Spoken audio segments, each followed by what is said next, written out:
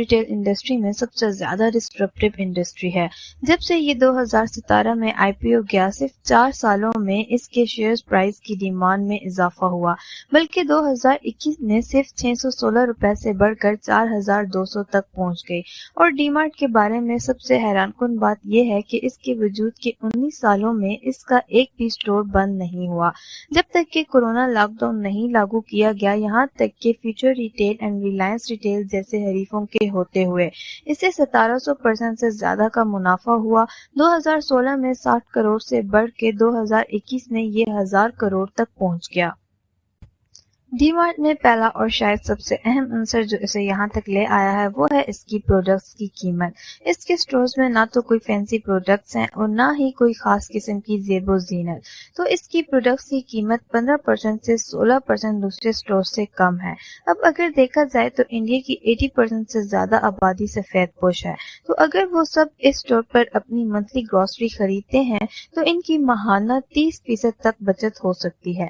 لیکن یہاں پر D mart کے منافع کا حجم بہت ہی کم ہے، لیکن اس میں بھی ڈی مارٹ کو کچھ فوائد حاصل ہیں۔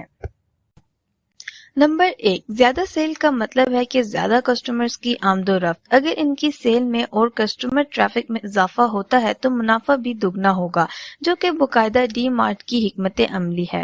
نمبر 2، انوینٹری میں بھی ناقابل یقین اضافہ دیکھنے کو ملے گا، جس کا مطلب ہے کہ سٹور کی سیل میں ہی نہیں بلکہ پروفٹ مارجن میں بھی اضافہ ہوگا۔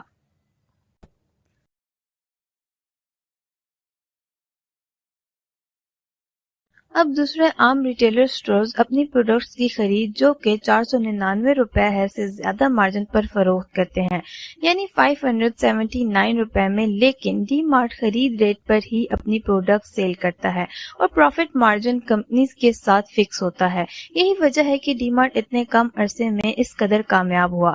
تو اب مسٹر ڈمانی جو کہ ڈی مارٹ کے آنر ہیں، ڈی مارٹ سٹور کی توسیع کے بارے میں مزید فکر مند ہو گئے ہیں کہ 19 سالوں میں انہوں نے صرف 220 سٹور بنائے، جبکہ ریلائنس ریٹیل کے 11,000 سے زیادہ سٹورز ہیں، یہاں تک کہ پورے ہندوستان میں 645 سٹورز ہیں۔ اب اگر صرف 2016 کو مد نظر رکھا جائے، جو کہ ای کامرس لہر سے بالکل پہلے کی بات ہے، ریٹیل سٹور کی پر سکوئر فیٹ آمدنی 12,914 روپے تھی، جبکہ ریلائنس ریٹیل 13,901 پر تھا۔ لیکن ڈسکاؤنٹ ناقابل یقین حکمت عملیوں کی وجہ سے ڈی مارٹ ایک لیجنڈری بزنس ٹائکون بن گیا۔ آج کے لیے میری طرف سے اتنا ہی۔ امید کرتی ہوں آپ نے اس کیس اسٹڈی سے ضرور کچھ قیمتی سیکھا ہوگا۔ ملتے ہیں اگلی ویڈیو میں، تب تک کے لیے اپنا خیال رکھیں۔ خدا حافظ۔